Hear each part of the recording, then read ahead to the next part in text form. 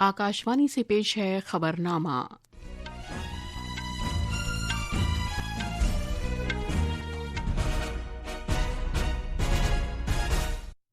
आदाब।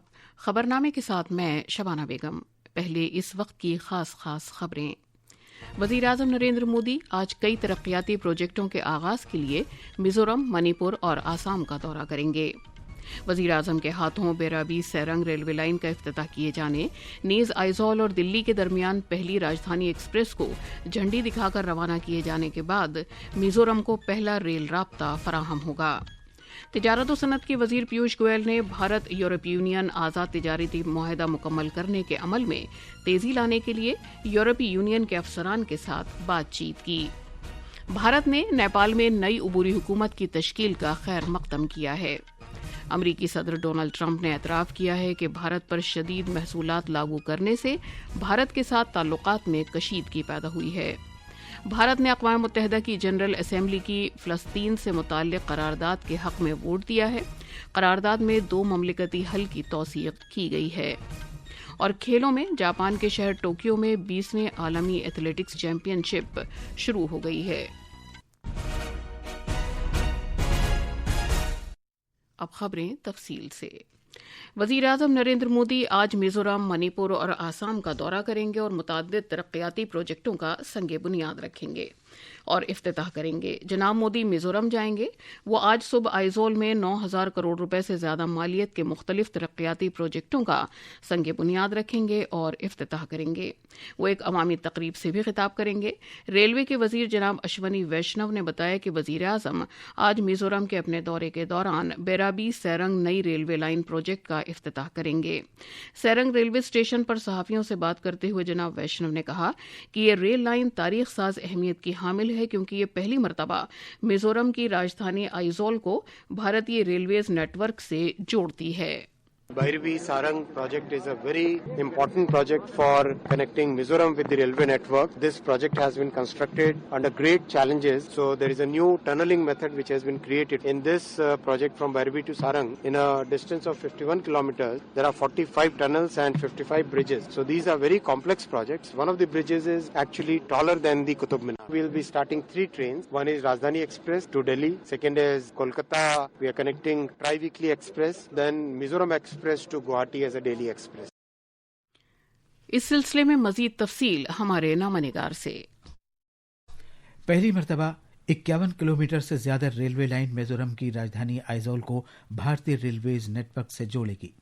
इस प्रोजेक्ट के साथ ही आइजोल शिमाल मशरकी रियासतों की राजधानियों गुवाहाटी, अगरतला और ईटानगर के बाद चौथी ऐसी राजधानी बन जाएगी जिसकी भारतीय रेलवेज के साथ कनेक्टिविटी हो जाएगी।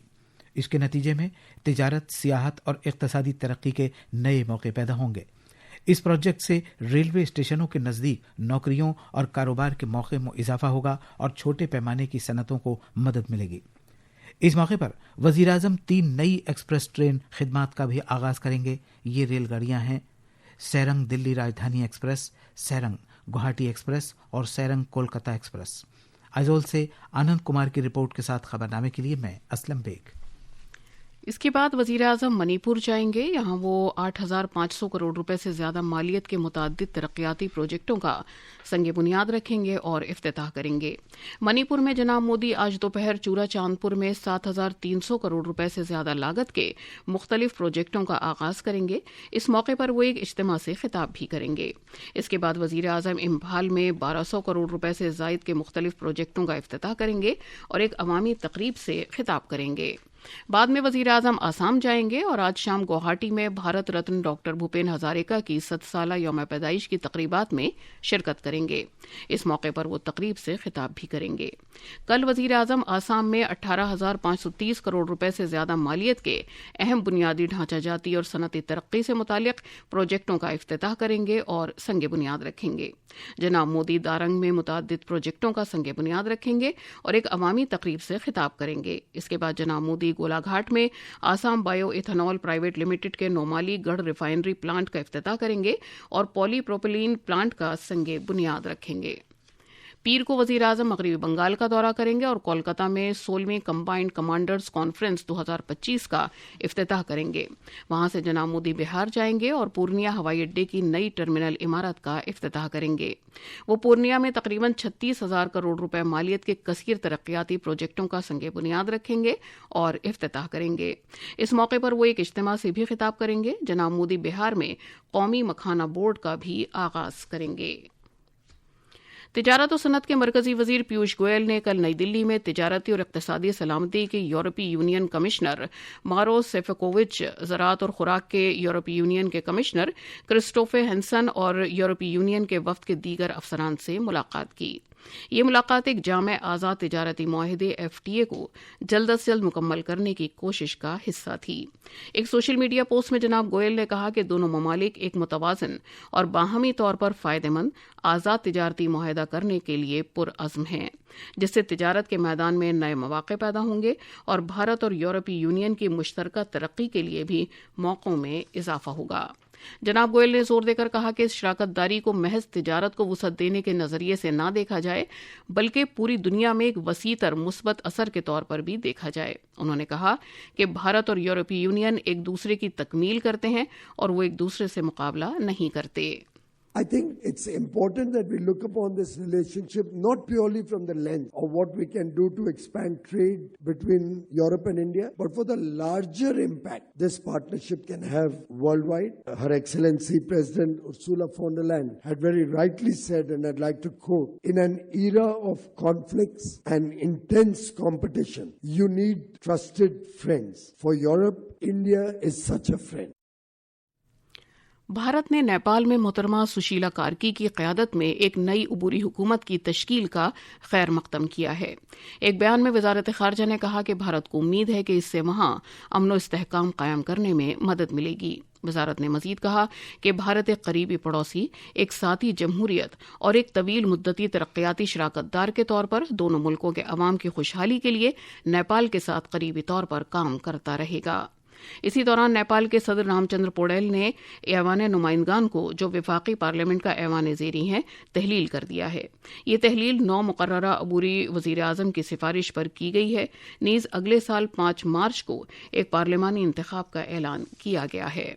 سشیلا کارکی کو کل عبوری حکومت کے وزیر اعظم کے طور پر حلف دلایا گیا تھا. کاٹھمنڈو کے ہمارے نامہ نگار نے یہ رپورٹ بھیجی ہے. سابق چیف جسٹس سشیلا کارکی کو نیپال میں عبوری حکومت کی وزیر اعظم کے طور پر حلف دلایا گیا. نیپال کے صدر رام چندر پوڈیل نے نائب صدر رام بن یادو اور دیگر ممتاز شخصیات کی موجودگی میں شیتل نواس میں محترمہ سشیلا کو عہدے کا حلف دلایا.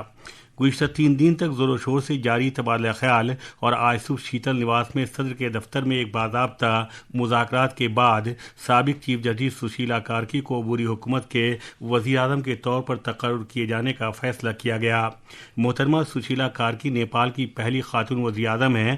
وہ نیپال کی پہلی خاتون چیف جسٹس کے طور پر اپنی معتبریت کے لیے بھی جانی جاتی ہیں. نئی وزیر اعظم کے جن زیڈ کے نمائندوں کو اپنی عبوری حکومت کی ٹیم میں شامل کرنے کا بھی امکان ہے. کاٹمانڈو سے شویتا سنگھ کی رپورٹ کے ساتھ خبرنامے کے لیے میں مجیب اختر. یہ خبرنامہ آکاشوانی سے نشر کیا جا رہا ہے. امریکی صدر ڈونلڈ ٹرمپ نے اعتراف کیا ہے کہ بھارت پر روسی تیل خریدنے کی وجہ سے شدید محصولات عائد کرنے کے اس کے فیصلے سے بھارت کے ساتھ اس کے تعلقات میں کشیدگی پیدا ہوئی ہے. اگرچہ امریکہ نے جاری تجارتی مذاکرات کے بارے میں مثبت رائے ظاہر کی ہے.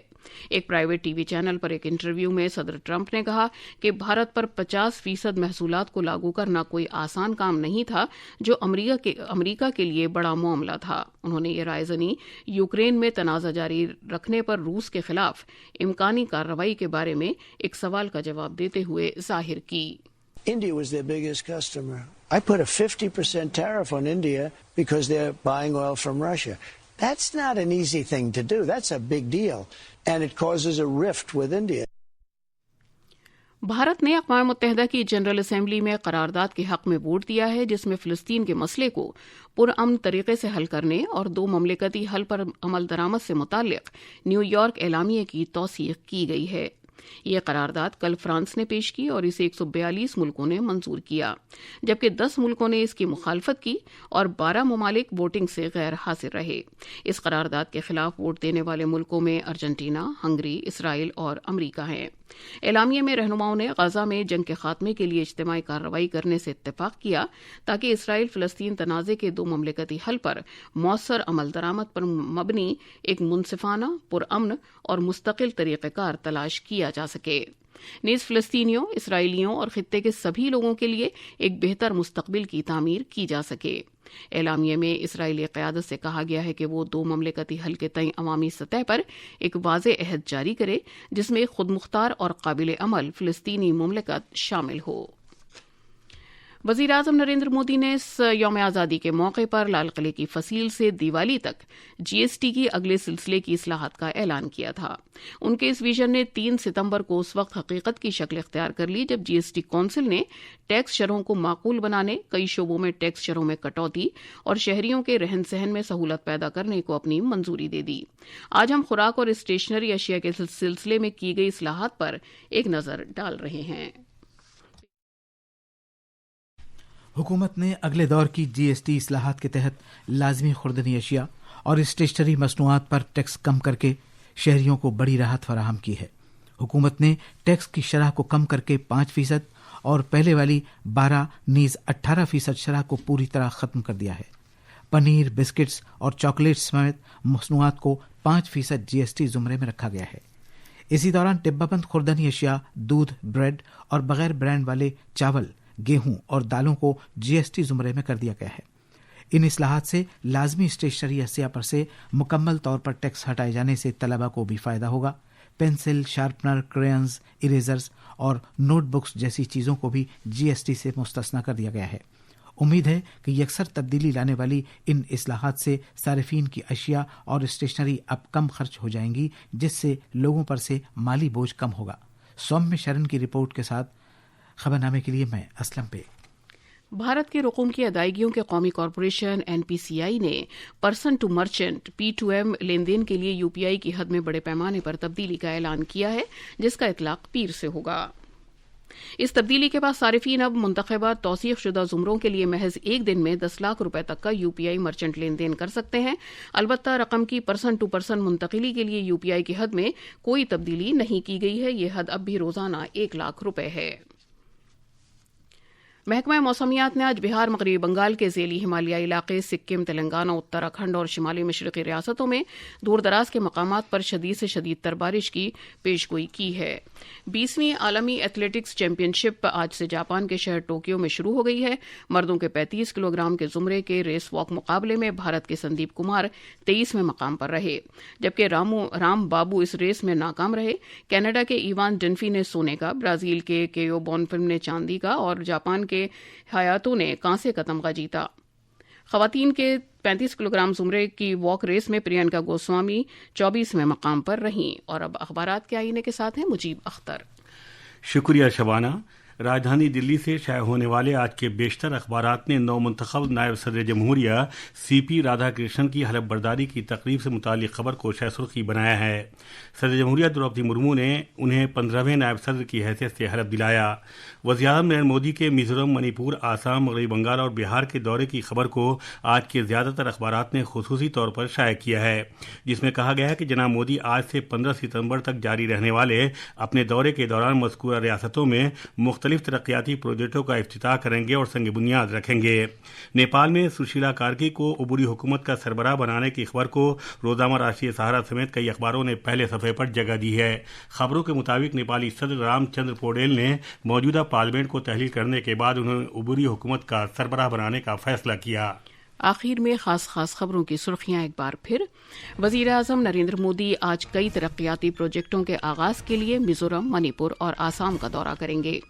وزیر اعظم کے ہاتھوں بیرابی سیرنگ ریلوے لائن کا افتتاح کیے جانے، نیز آئیزول اور دلی کے درمیان پہلی راجدھانی ایکسپریس کو جھنڈی دکھا کر روانہ کیے جانے کے بعد میزورم کو پہلا ریل رابطہ فراہم ہوگا۔ تجارت و صنعت کے وزیر پیوش گوئل نے بھارت یورپی یونین آزاد تجارتی معاہدہ مکمل کرنے کے عمل میں تیزی لانے کے لیے یورپی یونین کے افسران کے ساتھ بات چیت کی۔ بھارت نے نیپال میں نئی عبوری حکومت کی تشکیل کا خیر مقدم کیا ہے۔ امریکی صدر ڈونلڈ ٹرمپ نے اعتراف کیا ہے کہ بھارت پر شدید محصولات لاگو کرنے سے بھارت کے ساتھ تعلقات میں کشیدگی پیدا ہوئی ہے۔ اور اس کے ساتھ ہی خبرنامہ ختم ہوا۔